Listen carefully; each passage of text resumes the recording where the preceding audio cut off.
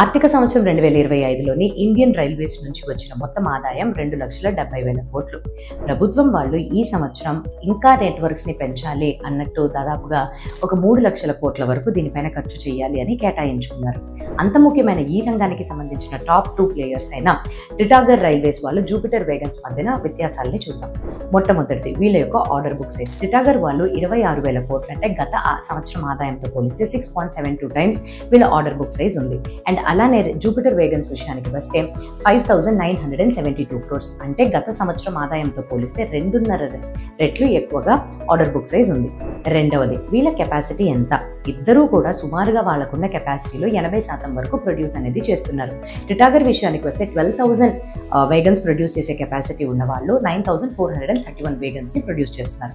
And రెండవ company 10,800 capacity ఉన్న wagons production లో 8,718 వేగన్స్ ని ప్రస్తుతానికి ప్రొడ్యూస్ చేస్తున్నారు. మూడో విషయం ప్రాఫిటబిలిటీ కానీ వస్తే క్లియర్ గా ఇక్కడ జూపిటర్ వాళ్ళు ముందస్తులో ఉన్నారు. ఇన్వెంటరీస్ ని బాగా మేనేజ్ చేయడం తోటి, ఇంటగ్రేషన్ ని ఎఫిషియెంట్ గా చేయడం తోటి cash flow from operations negative ఉండేది కాస్త గత సంవత్సరం ఈ సంవత్సరం 200 కోట్ల పాజిటివ్ కి చేరుకుంది. సో క్యాష్ కన్వర్షన్ సైకిల్ స్థిరపడిపోయింది. కానీ టిటాగర్ విషయానికి కానీ వచ్చినట్టయితే మార్జిన్స్ అనేది అస్థిరత్వానికి గురవుతున్నాయి. ముఖ్యంగా ప్యాసింజర్ ప్రాజెక్ట్స్ నుంచి వచ్చే రెవెన్యూస్ అన్ని డిలే అయిపోతూ ఆ షెడ్యూల్ వెనక్కి పడిపోవడం తోటి working capital and cash flows పైన ఎక్కువగా ప్రెషర్ ఉంది. రిస్క్స్ పరంగా చూస్తే టిటాగర్ వాళ్ళకి working capital and cash flows పైన ఎక్కువగా ప్రెషర్ ఉంది. అండ్ జూపిటర్ వాళ్ళకి షార్ట్ టర్మ్ లో కానీ చూసినట్టయితే ఈ wheel set chain supply issues అనేవి ఉన్నాయి. మీ పోర్ట్ఫోలియోలో ఏదైనా స్టాక్ ఉంటే కమెంట్ చేయడం మర్చిపోకండి.